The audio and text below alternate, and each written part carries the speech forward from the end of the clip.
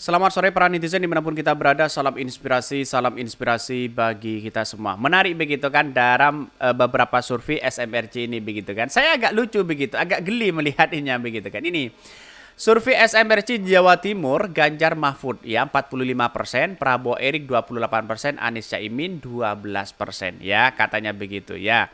Kenapa selama ini kalau seorang cawapres ya, capres cawapres ditentukan oleh lembaga survei, kan kacau mereka begitu kan. Lihat saja secara kalkulasi politik. Mari kita bongkar bersama-sama ya. Pak Mahfud MD misalnya, kuat di mana begitu kan ya? Di wilayah mana? Secara kultural memang ya lebih dekat dengan NU begitu kan. Tapi tidak semuanya NU suka kepada Pak Mahfud MD begitu kan.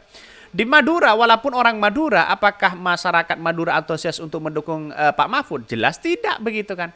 Mesin politiknya dari parpol tidak ada begitu kan. Apa yang mesti kita diminati di situ begitu kan?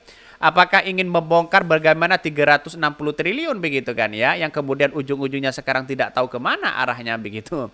Dan kita lihat saja, katanya di Jawa Timur begitu kan, Mahfud MD sangat tinggi begitu. Jadi apakah Pak Mahfud lahir dari kultural para pesantren atau NU, kan itu menjadi pertanyaan. Kalau itu mesin politiknya begitu kan, saya kira jauh begitu kan ya. Dan bahkan tiba-tiba kenapa survei SMRC ini begitu kan ya lalu merilis bahwa Ganjar dan Mahfud itu 45% begitu kan. Apakah PDP percaya terhadap survei itu? Saya kira tidak begitu percaya begitu kan. Lihat saja secara kalkulasi begitu kan ya, melihat dari mesin politik mereka begitu. Ya, kalau memang Pak Mahfud secara incumbent misalnya kayak Pak Jokowi di 2019 misalnya wakil dari Pak Mahfud, bisa saja terjadi kalau incumbent begitu kan. Tetapi ini kan pemula semua begitu kan ya. Kecuali memang ya kita lihat saja di masyarakat bahwa potensi-potensi seperti ini ada sesuatu yang kemudian kekalahan besar begitu. Apalagi ya Prabowo Erik di situ. Wah, dia jauh begitu kan. Erik di masyarakat apa mesin politiknya? Memanfaatkan NU begitu kan? Jelas tidak bisa mereka begitu kan ya. Naturalisasi misalnya begitu kan. Itu pasti dicap sebagai begitu ya. Jadi dampak itulah Erick Thohir dengan Pak Mahfud dampaknya jauh begitu di masyarakat. Ya kita buktikan yang namanya politik itu kan sah-sah aja begitu. Ada pro dan ada kontra begitu kan. Tapi kita lihat saja begitu kan. Bahkan ya di satu sisi mengatakan begini. Survei SMRC di Jawa Timur Ganjar Mahfud 45% dan Prabowo Erik ya 28% dan Anies Caimin 12%. Ini kan ngaco mereka begitu kan ya. Surveinya gimana begitu. Udahlah santai aja GP, ngopi-ngopi sambil ya rebahan ya, lulus BJ atau menang ya, nggak usah takut sama survei nomor 3 ya. Jelas ini survei akal-akalan. Jadi penasaran jenis pertanyaan seperti apa yang ditanyakan surveyor ya kepada responden ya, karena akan mempengaruhi jawaban mereka begitu. Ya bisa saja jawabannya ya itu aja begitu kan. Karena yang disurvei setiap tahunnya begitu kan. Yang muncul ya kalau Anies Baswedan ya semakin turun mereka begitu. Ya tergantung ya afiliasinya kemana begitu. Tetapi dampaknya dari survei SMRC apa? Tidak ada dampak sama sekali begitu. Dan bahkan ya ditertawakan. Saya tertawa melihat ini begitu. Kenapa tidak 50% aja? Kan begitu logikanya begitu. Jadi artinya apa? Artinya selama ini melihat dari beberapa survei hari ini berseleweran di mana-mana begitu kan ya. Jangan jalu kemudian jadikan patokan untuk survei itu ya.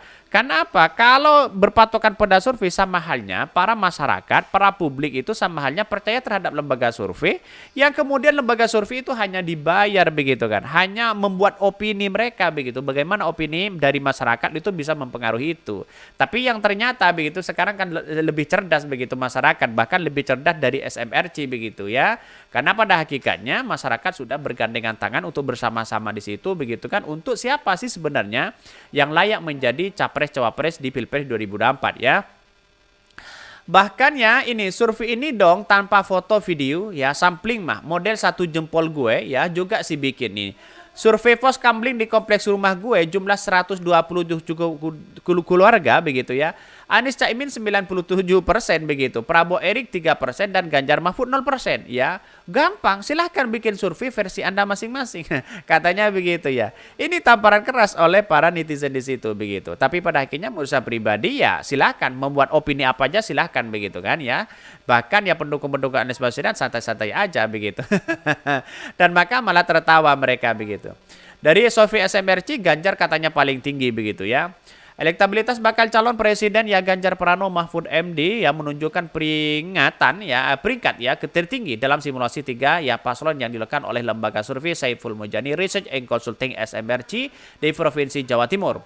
3 bakal paslon itu adalah Ganjar Pranowo, Mahfud MD, Prabowo Subianto, Erick Thohir, dan Anies Baswedan. Mohaimin Iskandar atau Caimin ya. Adapun jejak pendapat itu dilakukan oleh SMRC di Jawa Timur pada 2020 ya sampai 22 September 2023. Masa bayangkan begitu kan ya. Dari penelitian, dari surveinya aja dari pada tanggal 20 sampai 22 September. Berapa hari begitu kan? Logikanya gimana masa begitu kan? Secara kuantitatif begitu kan ya, menghitung dari secara kuantitatif begitu kan. Bagaimana untuk menggolongkan itu begitu? Padahal kalau ditanya begitu ada 10 pertanyaan, kamu pilih yang mana? Kenapa kamu pilih yang itu begitu kan? Ya apa alasannya begitu kan? Apakah ingin karena orang-orang terdekat atau karena suaminya ikut itu begitu kan? Seharusnya dalam kalkulasi kuantitatif itu harus rinci di situ begitu kan? Bukan tiba-tiba menang begitu kan? Ya saya melihat dari hal-hal seperti itu kan harus tahu begitu kan ya. Potensi-potensi bagaimana cara menghitung ya survei itu sebenarnya begitu. Bukan cara-cara yang kemudian kamu milih yang mana Pak Anies, kamu milih yang mana Ganjar, kamu milih Prabowo. Lalu kemudian dikalkulasi bahwa yang mendukung Pak Ganjar paling banyak di situ. Bukan seperti itu begitu kan. Di situ kan ada margin of error katanya begitu ya.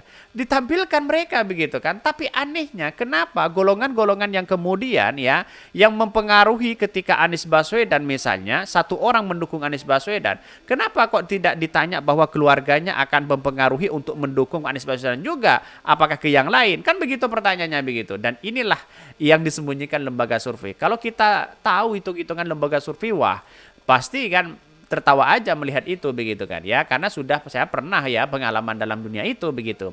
Di Jawa Timur dukungan pada pasangan Anies Baswedan Mohaimin Iskandar atau Caimin 12% dan Ganjar Pranowo Mahfud MD 45% dan Prabowo Subianto Erick 28% ya. Bahkan yang tidak menjawab 14%.